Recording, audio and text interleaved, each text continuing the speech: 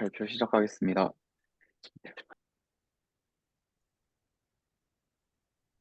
네, 발표 시작하겠습니다. 제가 오늘 발표드릴 논문은, 어, 유립스에서 발표됐던 Continual Learning via Local Module Composition이라는 논문입니다.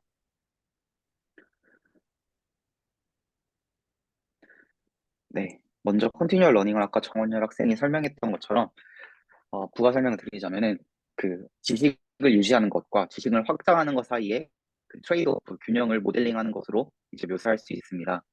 이러한 균형은 매개 변수 공유, 파라메터 쉐어링을 통해서 조절될 수 있으며 단일 모델을 여러 작업에 걸쳐 학습시키는 것은 지식 전달을 어, 지식 전달을 개선하고 오히려 학습을 과속화하지만 포르게팅을 이제 초래할 수 있습니다. 반대로 각 작업마다 별도의 모델을 학습하는 것은 포르게팅을 방지하지만 지식의 전달 및 데이터의 효율성을 최소화합니다. 따라서 이제 모듈형 학습이라는 것은 이러한 전달과 포르게팅 사이에 균형을 조정하려는 시도입니다. 그래서 이는 특화된 모듈 세트를 학습하고 재구성하여 새로운 작업을 해결하면서 관련 있는 모듈 부분 집합만을 업데이트하거나 새 모듈을 추가함으로써 수행되게 됩니다. 이론적으로 모듈 학습자는 의미 있는 구조로 모듈을 구성할 수 있으며 이는 작업에 관련 있는 모듈만을 실행함으로써 첫 번째, 계산상의 이득, 두 번째, 작업 수에 비해 모듈 수가 선형적으로 증가하지 않는 메모리 이득, 세 번째, 지식 재조합을 통한 아웃 오브 디스트리뷰션의 제너러제이션, 일반화, 그리고 마지막으로 이제 인간이 이제 생각하는 방식과 어, 최대한 유사하다는 그런 생물학적 타당성을 추가적인 이점을 제공할 수 있다고 합니다. 그래서 이 논문은 컨티뉴얼 러닝을 위한 모듈 방식의 설계가 두 가지 주요 도전 과제에 직면해 있다고 설명을 합니다. 첫 번째는 새로운 작업을 학습하기 위해서 이제 충분히 플라스티시티를 가소성을 보장하기 위해 언제 어떻게 새로운 모듈을 추가할 것인가입니다. 기존 모듈 방식은 밸리데이션 성능이 향상될 때 모델을 확장하는 그리디 서치 기반 방법론을 사용하였습니다. 또한 두 번째 도전 과제는 새로운 작업에 대해서 작업 특정 구조적 지식을 검색하는 방법입니다.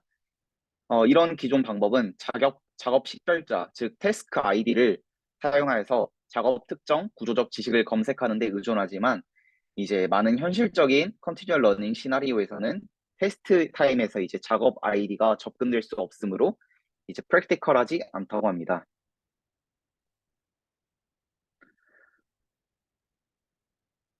본 논문에서는 이러한 도전을 해결하기 위해 각 모듈의 입력에 대한 모듈의 관련성을 예측하는 점수를 제공하는 로컬 모듈 컴포저를 갖추도록 합니다. 이 로컬 모듈 컴포저로부터 나오는 점수에 기반하여 각 레이어에서 모듈을 동적으로 구성하고 입력 분포에 대한 통계를 추적하며 이제 이상치 샘플이 감지될 때 새로운 모듈을 추가하게 됩니다. 이러한 접근 방식은 태스크 아이디가 없이도 모듈을 구성하고 확장할 수 있게 함으로써 기존의 기존의 태스크를 잊지 않도록 합니다. 네. 제 기존 컨티뉴얼 러닝에서 파라미터 쉐어링을 통한 트레이드오프 문제는 크게 총 세 가지의 접근법으로 분류될 수 있었습니다.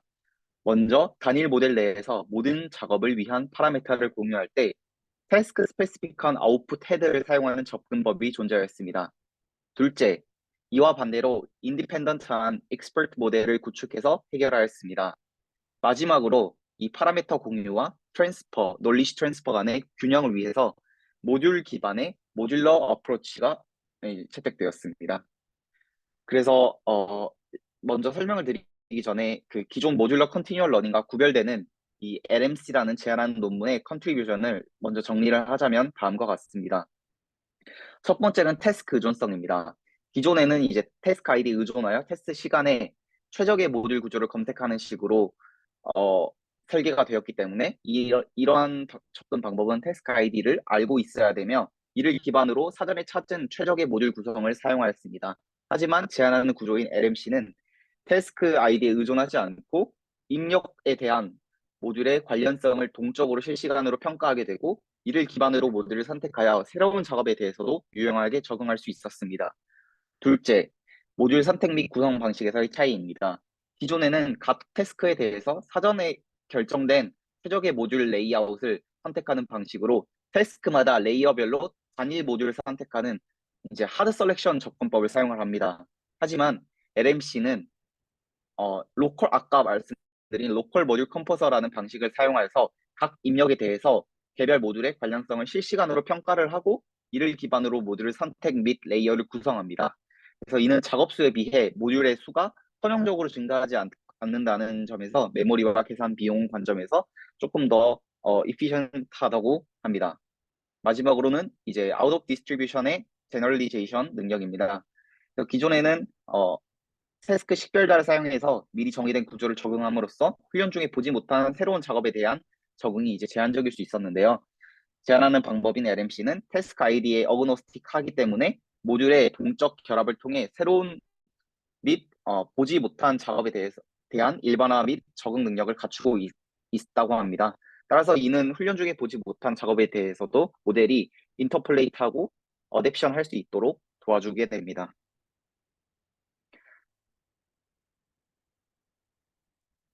네, 제안하는 방법론인 LMC에 대해서 설명드리겠습니다. 먼저 사진을 통해서 설명을 드릴 텐데요. 각 모듈이 기능적 및 구조적 구성 요소를 포함하는 것을 특징으로 합니다. 그래서 기능적 구성 요소는 예측 작업을 해결하는 학습을 담당하며 주로 이제 분류를 위한 크로스 엔트로피 손실과 같은 이제 일반적인 작업 손실을 통해서 훈련되게 됩니다. 그래서 우리가 알고 있는 그냥 일반적인 작업을 담당하게 된다라고 아시면 될 것 같고요. 구조적 구성 요소, 즉 structure component는 해당 functional component의 출력을 입력으로 받아서 이제 다이나믹한 라우팅을 담당을 하며 각 모듈에서 지역적으로 로컬리하게 계산된 구조적 손실을 사용하여 훈련되게 됩니다. 그래서 직관적으로 구조적 구성 요소는 기능적 구성 요소에 대한 출력에 대한 density estimator의 역할을 수행하게 되며 개별 모듈의 레이어 아웃풋에 대한 컨트리뷰션의 정도는 이제 특정된 density 하에서의 인풋 샘플의 likelihood와 비례하게 됩니다. 따라서 구조적 구성 요소에서 추출된 그 relatedness score는 이제 해당 인풋 샘플이 모듈이 학습되었던 데이터에 포함될 확률을 이제 결국 추출하게 되는 것입니다. 최종적으로 이제 각 레이어의 출력은 모든 해당 레이어에 존재하는 레이어에서 선택된 모든 모듈로부터의 기능적 구성 요소의 출력을 노멀라이즈된 그러니까 출력을 이제 normalized 된 related score의 weighted sum으로 이제 계산을 하게 되어 다음 레이어의 인풋으로 전달되게 됩니다. 또한 각 레이어마다 related score의 이제 평균과 분산을 이용해서 아웃라이어를 디텍트하게 되고 새로운 모듈에 추가를 결정하게 됩니다. 그래서 이 그림은 제안하는 모듈러 레이어의 오버뷰이고 여기서 각 블랙 렉탱글 모듈을 나타냅니다. 여기서 사용된 모듈은 컨볼루셔널 레이어, 그리고 배치 노멀리제이션, 렐로 액티베이션 함수와 그 다음에 맥스플링으로 구성되어 있다고 합니다.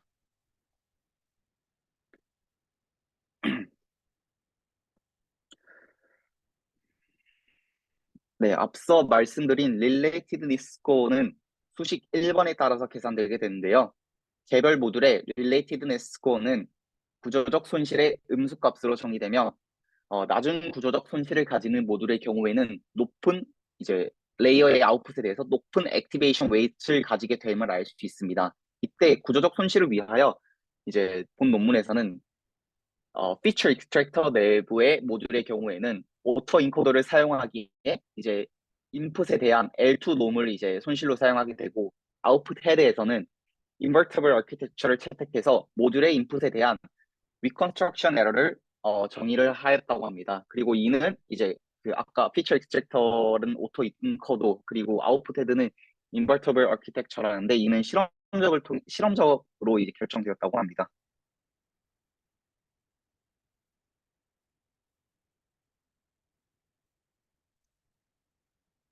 네, 모듈 추가의 경우 이제 레이어 내에 모듈들이 아웃라이어 인풋을 디텍트하게 되었을 때 수행되게 되며 이를 위해 relatedness score의 평균과 베리언스를 이용해서 각 모듈별로 하단에 Z 스코어를 구하게 됩니다. 이 만약 Z 스코어가 람다 이상일 경우 인풋은 아웃라이어로 판단되며 익스펜션 결정은 본 논문에서 배치 단위로 결정하게 된다고 합니다. 또한 기존에 이제 학습된 모듈들은 태스크가 변화하게 되면 파라미터들이 고정되고 모듈 에디션은 인풋과 가장 가까운 레이어로부터 순차적으로 수행되게 된다고 합니다.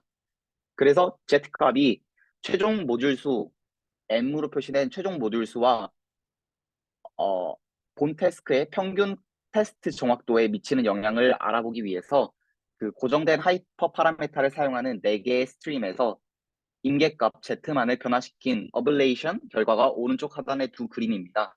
그래서 좌측 그래프는 X축의 임계값 Z를 Y축의 평균 정확도를 나타내며 더 높은 임계값은 더 적은 모듈이 생성되어 평균 정확도가 더 낮아지는 결과로 이어진다는 것을 확인할 수 있습니다. 또한 오른쪽 그래프는 X축이 모듈수, Y축이 평균 정확도인데 여기서 점선은 이제 베이스라인 모델인 아까 기존 방법론이 MNTDP 방법론의 결과입니다. 전체적으로 LMC가 비슷한 정확도에 도달하기 위해 MNTDP와 비슷한 수의 모듈을 생성하게 됨을 알 수 있었습니다.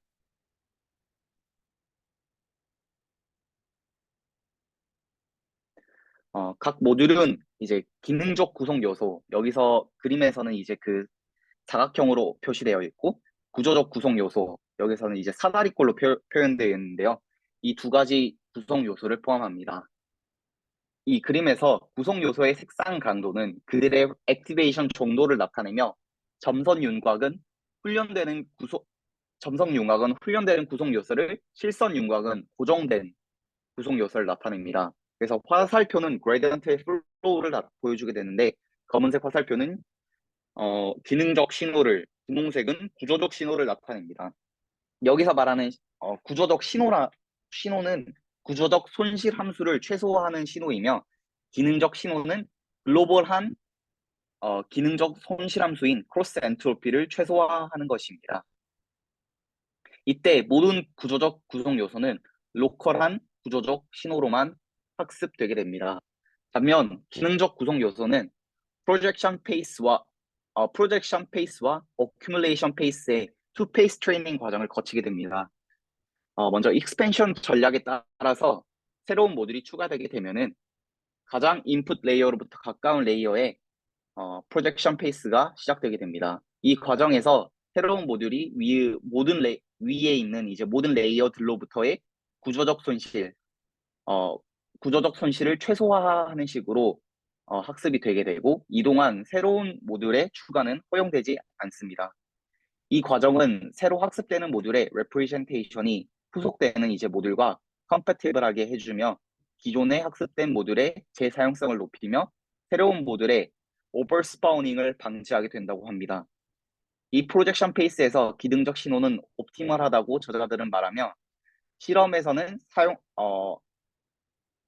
이제 사용한 결과를 기반으로 한다고 합니다.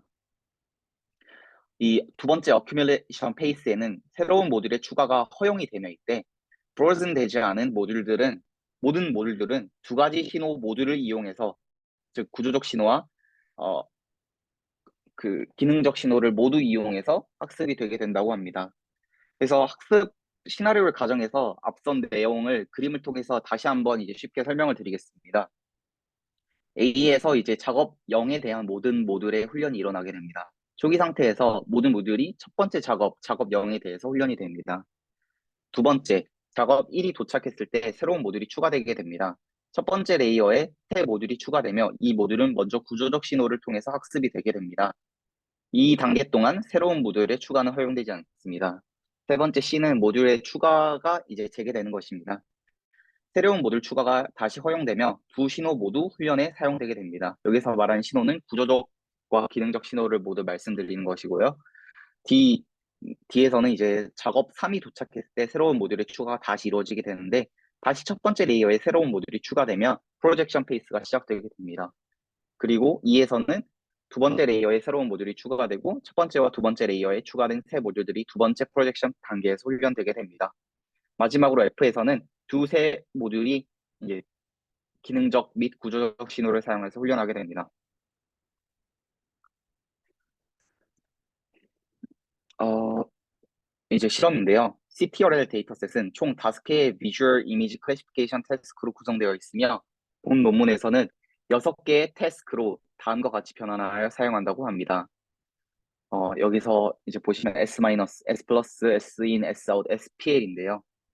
하나하나씩 설명을 드리겠습니다. 이때 S-에서는 이제 T1 플러스라는 게 있는데요. 이 T1 플러스는 그 더 많은 학습 데이터 샘플을 가진 태스크를 의미하며 이는 Direct Transferability 모델을 평가하기 위해 고안된 이제 시나리오라고 합니다. 또한 S 플러스의 경우에는 마지막에 T1 플러스를 배치함으로써 논리지의 업데이트 어빌리티, 즉 first 태스크에 대한 성능이 마지막 태스크에 대해서 학습되었을 때 향상이 되는지에 대해서 평가하기 위해 사용되었다고 합니다. 그리고 S인에서 이제 T 다시는 input distribution change를 가진 태스크를 의미하며 Sout에서 T 다시는 input 라벨에 대한 랜덤한 퍼뮤테이션을 통해 output distribution을 달리하고 학습 데이터의 양을 달리한 것을 의미합니다. 어, 그래서 여기서 output distribution을 달리했다는 게 그 라벨의 랜덤 퍼뮤테이션을 사용했다고 생각하시면 될 것 같고요. 마지막으로 플라스티시 스트림인 SPL에서 기존 데이터 그대로 사용하며 unrelated and potentially inferring한 태스크 사이에서의 학습을 능력을 평가하기 위해 사용되었다고 합니다. 또한 이제 그 기존의 이제 베이스라인 모델들은 우측에 표기되어 있는데 파인튜닝 방식과 엑스퍼트 모델은 이제 앞서 설명한 것 같고요. 그리고 앞서 언급된 탐색 기반의 모듈 셀렉션에 기반한 MNTDP 방법론, 그리고 고정된 모듈을 가지고 소프트 게이팅을 수행하게 되는 SGF, 그리고 액티베이션을 위한 어텐션 마스크를 학습하는 HAT, 그리고 EWC의 온라인 버전인 OEWC, 그리고 리플레이 메모리 기반의 대표적인 방법론인 2열 방법론이 비교 대상에 되었습니다. 이때 각 모델 우측 괄호 안에 이제 숫자들이 있는 모델들이 있는데요. 우측 괄호 안에 A가 표기될 경우에는 이제 태스크 아이디의 어그노스틱한 버전이며 not A, 여기 그 LMC 옆에 기억자가 보이는데 이게 not A라는 겁니다. 그래서 이 not A의 경우에는 태스크 아이디가 아웃풋 헤드 셀렉션에 사용되는 버전입니다. 즉 태스크 아이디가 사용되는 버전이고요. S는 싱글 아웃풋 헤드를 모든 태스크를 위해 사용한 버전이며 H는 하드 셀렉션을 수행한 버전, 즉 하나의 랩에 대해서 하나의 모듈만을 이제 선택하는 하드 셀렉션을 수행한 버전입니다. 각 모델에 대한 평가는 세 가지 매트릭에 의해서 수행되었고 기존 컨티뉴얼 러닝 논문과 같이 모든 태스크를 학습한 모델의 분류 정확도와 해당 정확도의 이전 태스크들에 대한 정확도의 평균의 차이인 forgetting, 그리고 최종적으로 활용된 모듈의 개수가 이렇게 총 세 가지가 평가되었습니다. 이제 밑에 실험 결과의 표에 따르면 전반적으로 모듈러 방법론들이 2열과 그리고 레귤레이션 기반 방법론인 EWC나 HAT를 능가하는 것을 알 수 있습니다. 특히 이제 모듈러 방법론 중에서는 소프트 게이팅을 사용한 SGF가 가장 낮은 성능을 보이는데 이를 통해서 다이나믹 루팅 기반 방법론은 글로벌한 스트럭처 컴포넌트에서의 forgetting 문제를 보여줍니다. 네, 그리고 LMC는 S-와 S-in과 S-out에서 가장 높은 성능을 보였습니다.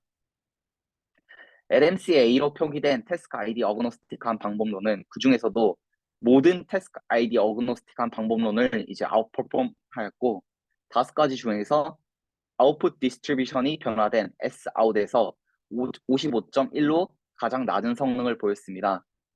놀랍게도 태스크 아이디 어웨어인 버전인 LMCA와 비교하여서도 S-와 S 플러스 스트림에서의 성능이 태스크 아이디 어그노스틱한 버전에서 더 높았는데 이는 프리도미넌트한 T1 플러스로 학습된 모듈로부터 마지막 태스크인 T1으로의 널리지 트랜스퍼가 일어났다는 것을 알 수 있으며 태스크 아이디를 이제 알고 있는 태스크 아이디 어웨어 버전의 경우에는 보다 적은 데이터 수를 가지는 T1에서의 아웃풋 헤드를 이용하기 때문에 비교적 낮은 성능을 달성한 것을 알 수 있다고 합니다. 또한 LMC 그리고 가로 안에 AH가 있는 버전에서는 전반적으로 낮은 성능을 보이는데요. 이 전반적으로 낮은 성능은 소프트 모듈러 셀렉션이 LMC에 필요하다는 것을 실험적으로 증명하였다고 합니다.